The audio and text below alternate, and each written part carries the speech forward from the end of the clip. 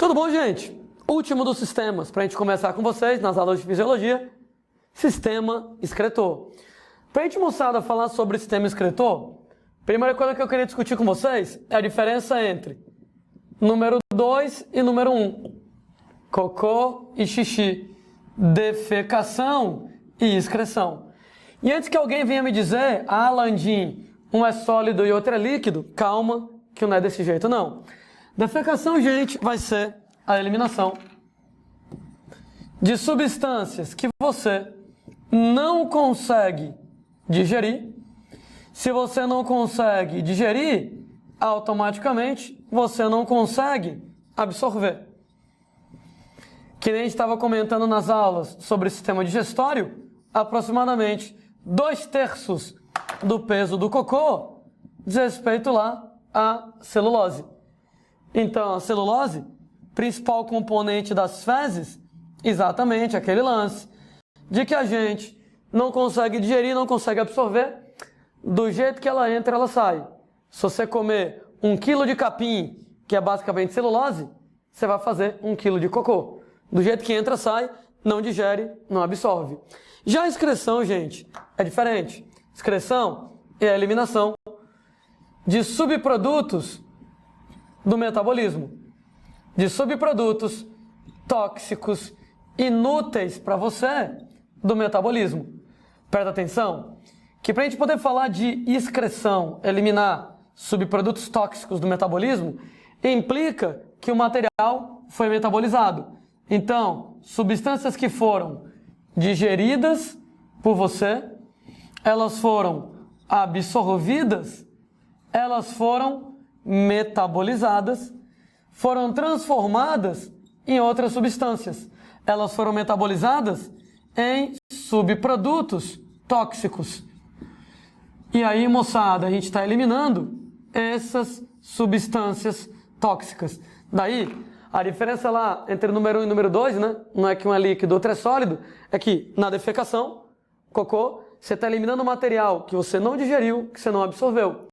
E, no caso lá do xixi, você está eliminando o material que você digeriu, absorveu, metabolizou e libera subprodutos tóxicos que não são úteis para você, que são problemáticos de algum jeito. Na verdade, quando eu falo em excreção, ao pé da letra, excreção não é só xixi. Porque, por exemplo, quem seriam esses subprodutos tóxicos do metabolismo? Eita, eu coloco para vocês alguns exemplos. É o caso do CO2, né? Afinal de contas, você vai pegar glicose mais oxigênio, dando CO2 mais água, através da respiração aeróbica, você está metabolizando a glicose e está liberando o CO2.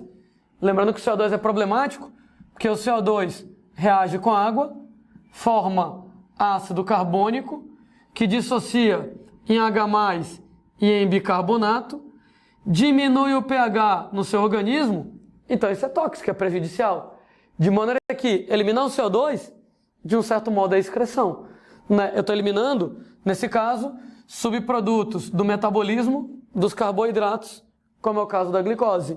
O que quer dizer que, forçando um pouco a barra, o pulmão ele é uma estrutura excretora. Porque o pulmão está eliminando, por exemplo, o CO2, subproduto tóxico, do metabolismo dos carboidratos. Gente, as próprias fezes, elas vão ter, em um certo grau, um componente excretor. Porque nas fezes, nós vamos ter bilirrubina. Então, a bilirrubina, através das fezes, não é um produto ao pé da letra de defecação. É um produto de excreção. Será que alguém lembra para mim de onde é que a bilirrubina vem? Bilirrubina é derivada do metabolismo da hemoglobina das hemácias. Então, estou pegando lá, quando as hemácias morrem, né? Aquela história que a hemácia é anucleada. Como a hemácia é anucleada, ela vive pouco tempo. Como a hemácia vive pouco tempo, ela logo é destruída. Fígado, baço, e aí você pega a hemoglobina e vai metabolizar. E aí, existe um subproduto tóxico do metabolismo da hemoglobina, que é a bilirrubina. Tanto é que a bilirrubina ela é eliminada no xixi, a bilirrubina é eliminada no cocô. Então, bilirrubina é quem dá a cor amarela das fezes, amarelada, e a cor amarela do xixi. Agora, inevitavelmente, Quando eu falar em excreção, beleza, CO2, subproduto do metabolismo dos carboidratos. Bilirrubina, subproduto do metabolismo da hemoglobina. Falando em excretas, principalmente as chamadas excretas nitrogenadas, derivadas do metabolismo das proteínas, isso, moçada, através de urina. Então, através lá da urina. E aí, apesar de eu já ter falado sobre isso há muito tempo, lá nas aulas de bioquímica, eu faço questão de lembrar para vocês. Ora, pessoazinhas, uma vez que você come proteína, proteína pode seguir 4 caminhos no seu corpo. Bom, primeira coisa que acontece com ela, inevitavelmente, é ser digerida em aminoácidos. Porque a proteína é muito grande, não atravessa a membrana, então como ela não atravessa a membrana, ela não pode ser absorvida pela célula. Quebrei em aminoácidos pequenos que atravessam a membrana e são absorvidos. E aí o aminoácido, ele pode ser usado, número 1, para produzir novas proteínas. Aquela história que eu comi, proteína de peixe, proteína de frango, proteína de vaca, quebrei em aminoácidos para fabricar proteínas humanas, proteínas de gente. Segundo caminho que o aminoácido pode seguir, fabricar novos aminoácidos. Aminoácidos, qual é mesmo, gente, o nome daquele aminoácido que eu consigo fabricar? Aminoácido natural, né? Então os aminoácidos naturais vêm de outros aminoácidos, peguei um aminoácido, fabriquei outro, um aminoácido natural. O nome da reação, transaminação, mecanismo pelo qual eu transformo um aminoácido em outro. Terceiro caminho que o aminoácido pode seguir, desaminação. E eu vou falar que nem eu falei das vezes anteriores que eu falei sobre isso. Desaminar quer dizer tirar a amina. Aminoácido menos a amina, sobra o ácido. Ora, esses ácidos orgânicos, eles vão entrar no ciclo de Krebs da expiração celular e serão utilizados como fonte de energia pela gente. Daí, a ideia da desaminação é preparar o aminoácido para ser usado como fonte de energia. Tira a amina, sobram ácidos orgânicos que entram no ciclo de Krebs como fonte de energia. A amina, ela é liberada como amônia.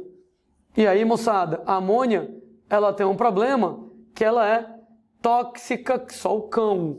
De maneira que eu tenho que me livrar dela. Só que ela é tão tóxica e a desaminação acontece ao nível do fígado que não dá para a amônia sair do fígado para o rim para eliminar no xixi.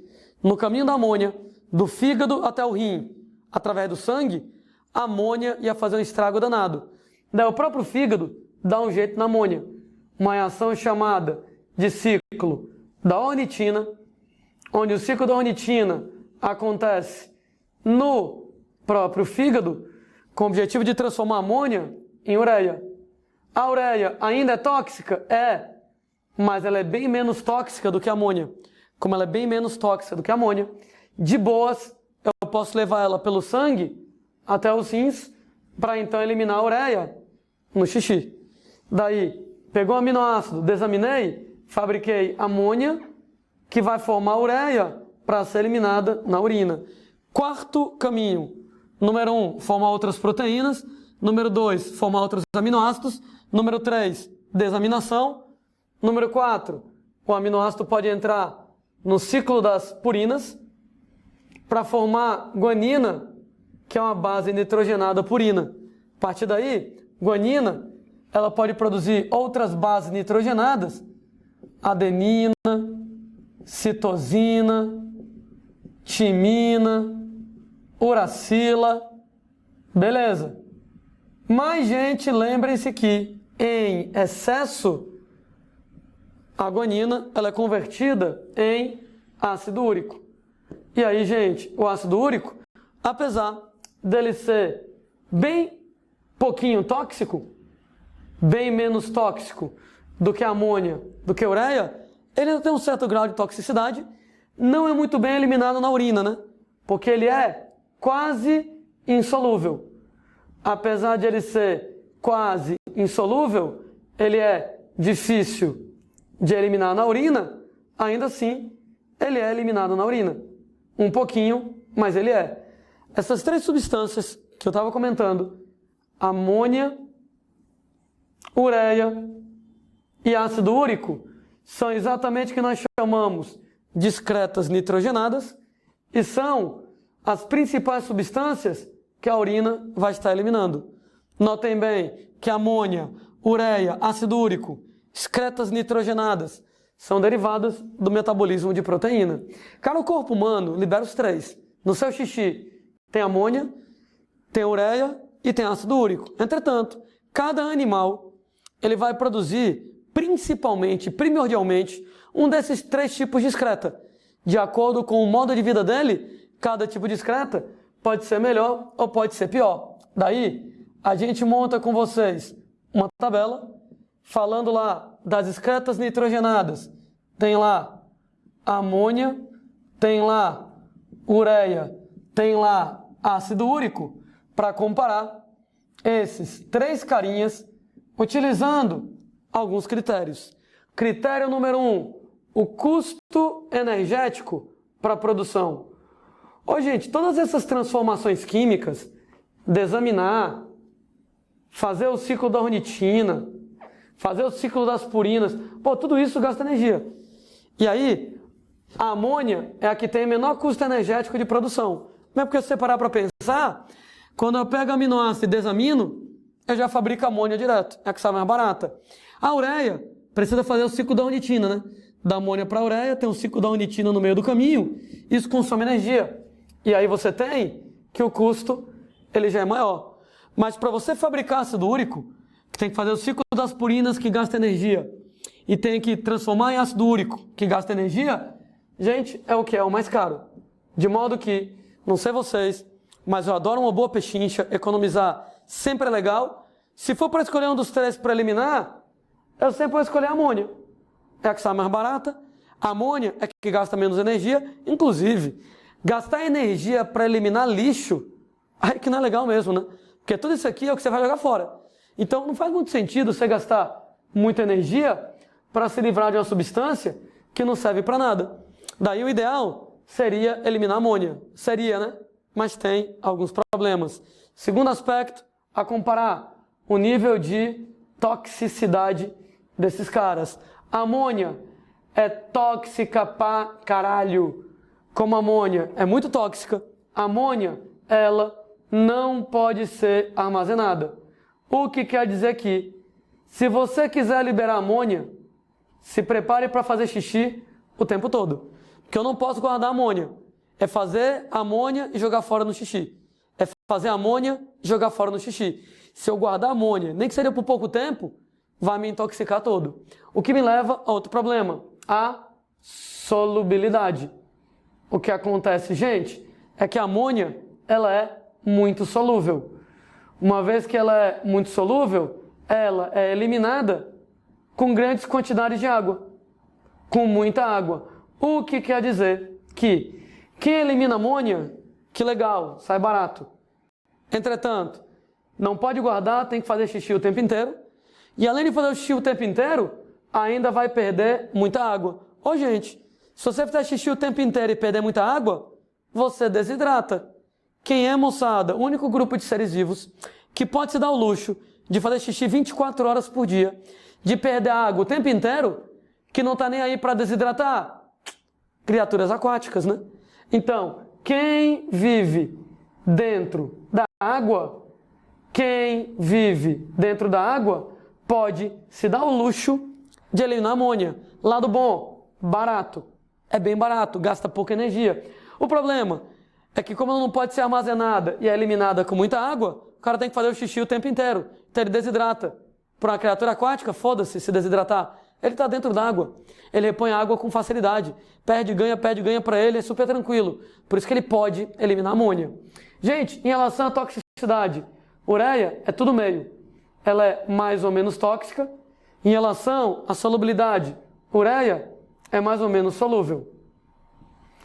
Em relação ao ácido úrico, ele é o menos tóxico dos três. Como ele é o menos tóxico dos três, ele pode ser armazenado de boas. O que quer dizer que ele é ótimo para quem põe ovos. Ora, moçada, tu imagina que um carinha que põe ovo, a excreta fica guardada dentro do ovo com ele. Seria extremamente arriscado guardar amônia dentro do ovo, porque qualquer coisinha, se aquele alantoide, né? Alantoide é aquele anexo embrionário que guarda as excretas. Se o alantoide arrebentasse e a amônia fosse liberada, a amônia super tóxica matava o embrião. Se fosse ureia e alguma besteirinha alantoide arrebentasse, a ureia ainda é mais ou menos tóxica, matava o embrião. Por questão de segurança, melhor guardar ácido úrico, né? Uma vez que o ácido úrico ele é pouco tóxico, se houver um acidente dentro do ovo e por algum motivo o alantoide arrebentar e vazar ácido úrico, não tem galho. Afinal de contas, ele é pouco tóxico, né? A gente tem ainda que o ácido úrico ele é pouco solúvel, o que quer dizer que ele pode ser eliminado sem água. Ô, gente, que bacana, hein? Se ele pode ser eliminado sem água, você economiza uma água danada. Porque quando eu faço xixi e perco água, eu desidrato. Se eu pudesse eliminar ácido úrico e eliminar sem água, no que eu elimino sem água, eu economizo água. Quem é que está preocupado com não perder água? Criaturas terrestres.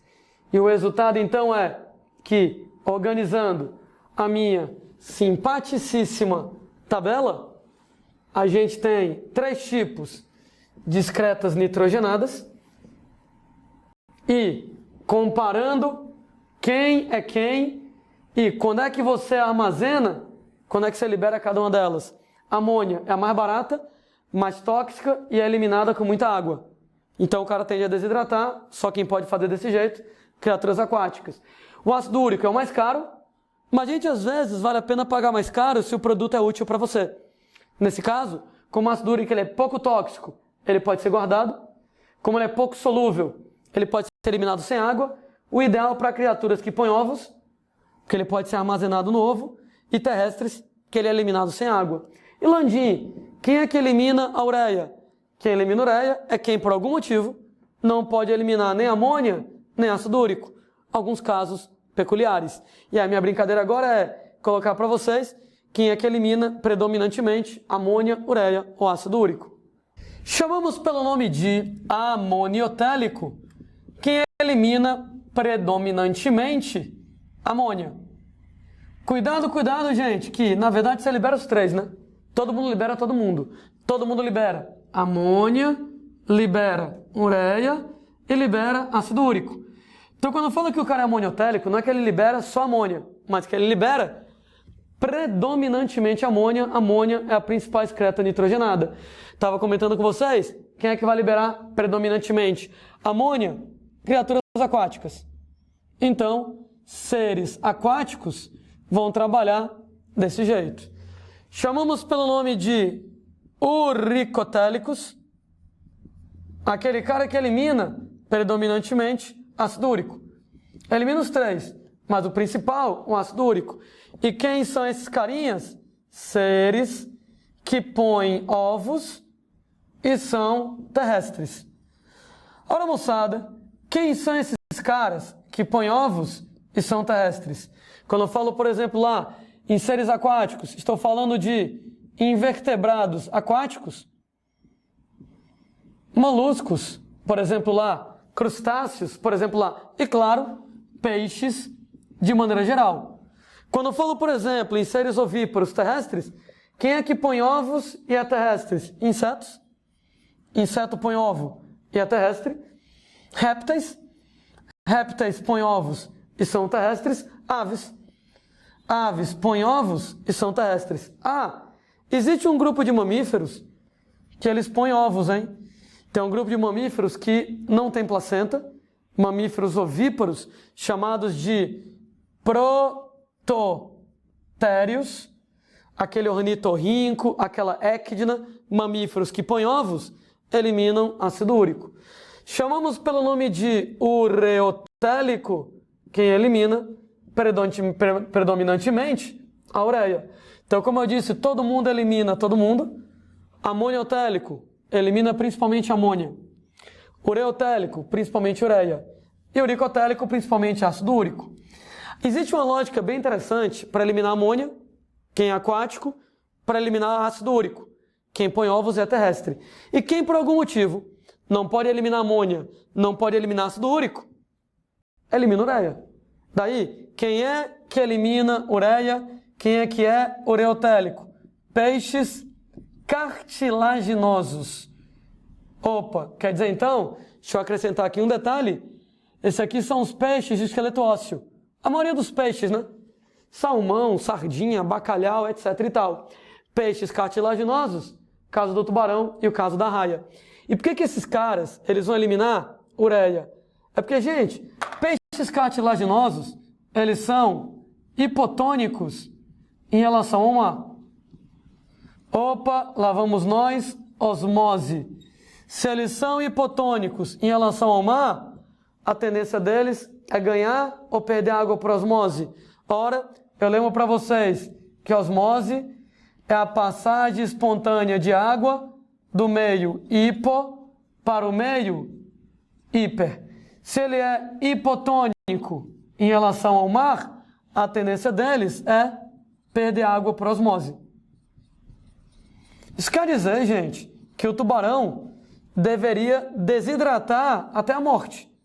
E por que isso não acontece? O truque deles é que eles acumulam ureia no sangue até ficarem isotônicos em relação ao mar, até empatarem a concentração, até ficarem isotônicos. Chamamos esse fenômeno de uremia fisiológica. Eita, olha que nome lindo! Emia no sangue, ureia no sangue de maneira fisiológica natural. Então, eles acumulam ureia no sangue de propósito até empatarem a concentração da água do mar para ficarem isotônicos e não perderem água. E aí, questionamento para vocês. Por que eles têm que acumular ureia? Por que eles não podem acumular amônia? Ora, não pode ser amônia, porque a amônia é muito tóxica. Então, se o tubarão acumulasse amônia no sangue, a amônia é tão tóxica que o coitadinho do tubarão ia papocar. Então, não pode ser amônia. Deixa eu colocar aqui NH3 para facilitar a minha vida. Não pode ser amônia, porque a amônia ela é muito tóxica. E Landim, então por que não pode ser ácido úrico? Ah, não pode ser ácido úrico, porque ácido úrico ele é praticamente insolúvel. E daí? E daí não sei se alguém lembra das aulas de química, que material insolúvel não tem poder osmótico. Então se o ácido úrico é praticamente insolúvel, ele não tem poder osmótico. Então ele não trabalha deixando nada hipo ou hipertônico, ele não tem poder osmótico. Por isso que eu estava comentando que quem elimina ureia é quem por algum motivo não pode eliminar nem amônia, nem ácido úrico. Ou seja, peixe cartilaginoso, ele vai ter que acumular ureia no sangue para ficar isotônico e não perder água. Não poderia ser amônia, porque a amônia é tóxica demais, não pode ser armazenada, não pode ser acumulada em grandes quantidades, não pode ser ácido úrico, porque ele é quase insolúvel, ele não tem poder osmótico. Então ele não teria como deixar isotônico em relação à água do mar. Pronto, tá então. Por que o peixe cartilaginoso, ele trabalha desse jeito?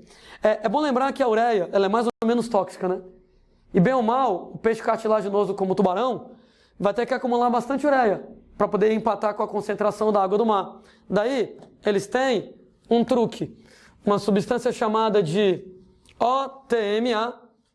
OTMA é o óxido de trimetilamina, óxido de trimetilamina, onde esse OTMA, esse óxido de trimetilamina, ele é uma substância que protege peixes em geral, tanto ósseos quanto cartilaginosos, da toxicidade, da toxidez de amônia e de ureia.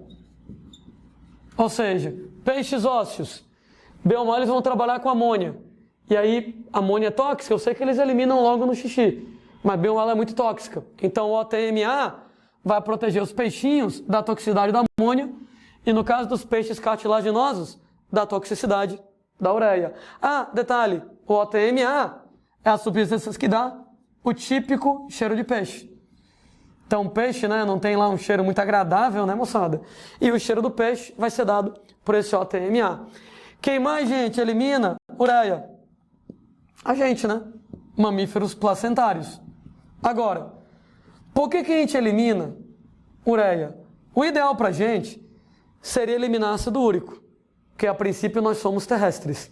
E daí? E daí que se você eliminasse ácido úrico, você poderia eliminar o xixi sem perder água. No que você não perderia água, ótimo, diminuiria o risco de desidratação. Tanto é que os mamíferos que põem ovos usam essa estratégia. O problema é que a gente tem placenta. O problema é que como você tem placenta, o bebê produz excretas, tem que transferir as excretas para a mãe eliminar no xixi dela. Então o bebê fabrica excretas no metabolismo dele, tem que transferir para a mamãe eliminar no xixi delas. E essas excretas têm que atravessar a placenta. Não pode ser amônia, porque a amônia é tóxica demais. Não pode ser ácido úrico, porque ácido úrico é insolúvel. Não atravessaria a placenta. Então mamíferos placentários eliminam ureia, porque eles têm que transferir ureia do feto para a mãe via placenta, através da placenta, exatamente para que a mãe elimine isso no xixi. Para que a mãe elimine a ureia do bebê na própria urina materna. Daí, gente, que eu estava comentando, quem elimina ureia é quem por algum motivo não pode eliminar nem amônia, nem ácido úrico. Então por que a gente tem que transferir ureia? Não pode ser amônia, porque a amônia é muito tóxica. Então a amônia, nesse caso, iria intoxicar o bebê. Não pode ser ácido úrico, porque o ácido úrico quase insolúvel, ele não tem poder osmótico, como eu estava falando. E ele não teria como atravessar a placenta. Então não teria como o bebê transferir isso para a mãe eliminar. Ureia dá certo. Então transfere ureia do feto para a mãe, via placenta, para a mãe eliminar essa ureia no xixi dela. Não pode ser amônia, tóxico demais para o bebê, não pode ser ácido úrico. Ácido úrico quase insolúvel, não atravessaria a placenta, só tem tu vai tu mesmo, o jeito é ser ureia. Alguns animais ao longo da vida mudam a excreta nitrogenada principal. Na verdade, é o exemplo dos anfíbios, que é um exemplo extremamente importante, uma observação extremamente importante, né? Lembrem, por favor, que anfíbios, quando eles estão na fase larvária, tradução, o girino, eles são aquáticos. Ora, moçada, já que o girino ele é aquático, ele vai eliminar material típico de criaturas aquáticas, né? Quem é a excreta nitrogenada típica de criaturas aquáticas? Amônia. Então, o girino, ele é amoniotélico. Ele vai liberar, basicamente, amônia. Entretanto, quando você pega o anfíbio adulto, ele é terrestre. Beleza. Apesar dele ser terrestre, ele vive sempre perto de ambientes úmidos. O que quer dizer que ele está sempre perto de uma fonte de água. Então não justifica ele eliminar ácido úrico. Porque o ácido úrico gastaria muita energia. O ácido úrico gastaria muita energia para ser produzido. O custo é muito alto. Como ele não tem problema com água, porque ele está sempre perto de uma fonte de água, então ele pode eliminar a ureia mesmo. Então ele é ureotélico aqui nesse caso. Quer dizer então que anfíbio, a larva é aquática, então elimina excretas de criaturas aquáticas, amoniotélico. O adulto terrestre, mas vive perto da água, então ele é ureotélico, né? Exatamente, não chega a eliminar ácido úrico porque gastaria muita energia, ele prefere eliminar ureia, porque o custo energético não é tão alto assim, e ele já está perto da água, não tem tanta preocupação com desidratação.